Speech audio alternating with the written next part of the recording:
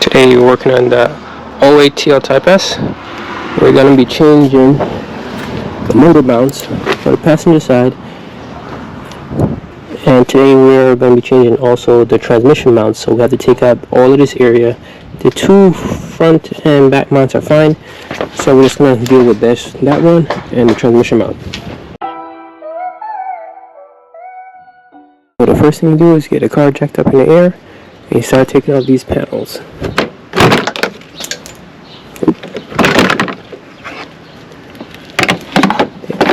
So first we're going to try to take this mount out first, and then we're going to take out the airbox and everything to get on the transmission side to take out those mounts. So this one should be a 17 right here. These are 14s. That's a 10 in the back, and I think it's 217 that holds the mount down. So what we do is we put a jack and a piece of wood underneath the oil pan because the mount has collapsed. So you just jack it up a little bit and you'll see the engine move. That's to alleviate pressure off the bolt, so when you take it out you can put a new mount in without any major hassles. So we took the 10mm out right there. Now we're going to start working on these bolts. These are 17, these are 14, and these are 17 at the bottom.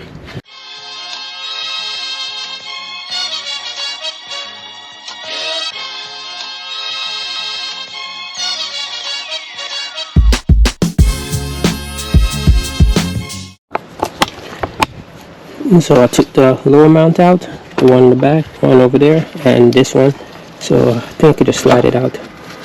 The problem with these is sometimes when you screw up, you can actually strip out the threads inside the mount for the engine. So I'm trying to avoid that, so I just, like I said, I raised the car up a little bit, gave me enough room to take this out,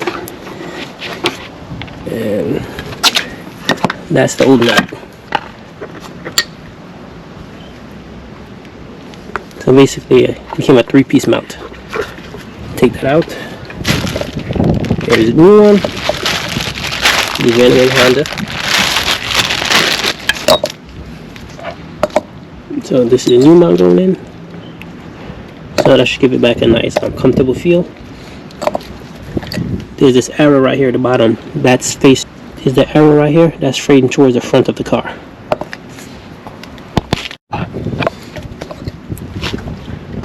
Just slide this in, and that's why I have this little cover here, so I don't end up damaging the paint. Just get this in, find that arrow, point forward, just slide it in.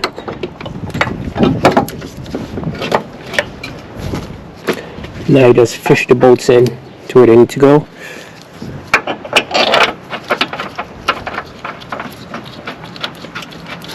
And you just tighten them up. This bolt's kind of dirty because of the liquid from the motor mount, so that cleans off a little bit.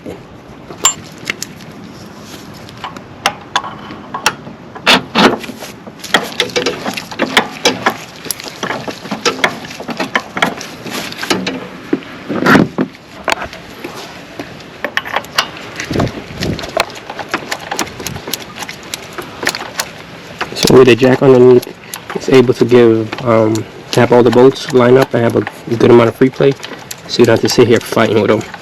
And right now the engine is hot because I have to change this mount, this belt, so I might have to wait a little bit till it cools down. So now all the bolts in, you just basically tighten them up and put back on this ground strap, and this side is done.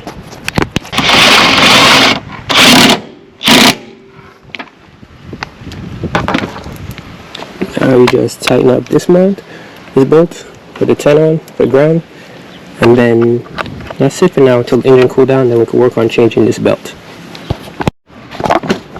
So for the time being, this side is complete.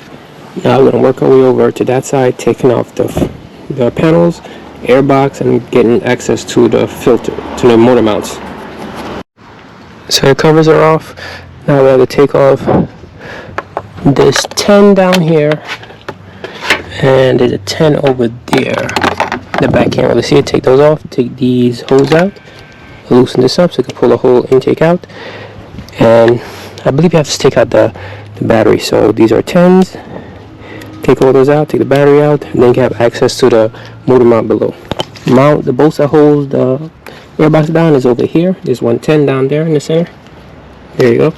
And one over here. So now that's, you take this cover out. Now that you disconnect this hose, you should be able to just, I guess take this one out too.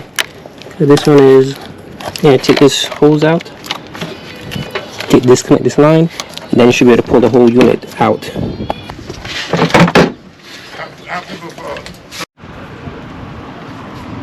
So this is the space you get. The space you get, you could probably fight with it and get it out without taking out the battery, but I'm just gonna take out the battery so I have more space to get to this bolt over here. So we took off the battery box. We got a whole lot more room to play around with, and this is the reason I'm changing this transmission mount. These are all broken and shot, so I'm thinking I may just recommend the front ones also, but so far they're not terrible, but I guess if everything else is bad, those might be the next to go. So I'm gonna change this one, change the bottom one, and then hopefully everything goes by smoothly.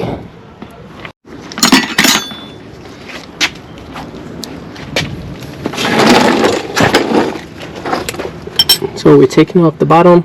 You can get the front one with, you get all of these out if you have a swivel. I didn't have one, so I just used the ratchet like this. For that.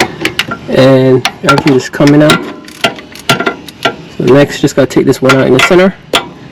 And this whole mount should come out. Actually, gotta figure out how to do it. I think I have to lower the subframe slightly. So, in order to change the bottom transmission mount, I gotta loosen this up. I've never done the bottom before. I thought it was like the manual ones, but it's not. So I had to loosen this up here in the front to get it out. Only to find out that this mount is also bad. See, sorry, it's broken in half. So I had to change that one. The front and the back ones. Got a nice little pry bar.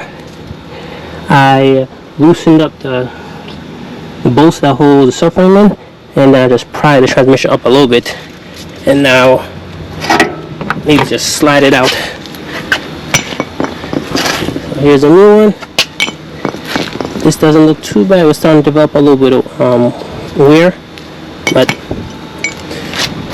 just throw this one in.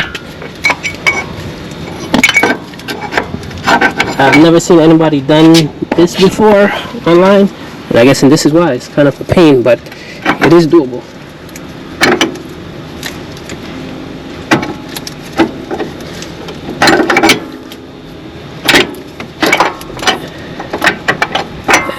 And there it is.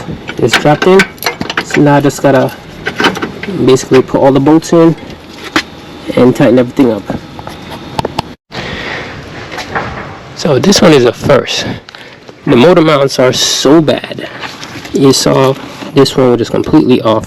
It's so bad that the engine fell back. It was towards the firewall. I had to take off all of this in order just to pry the whole engine back forward.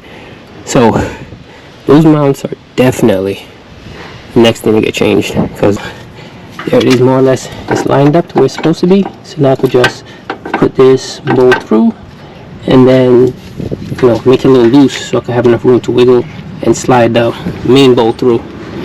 But yeah, I think we're getting somewhere though.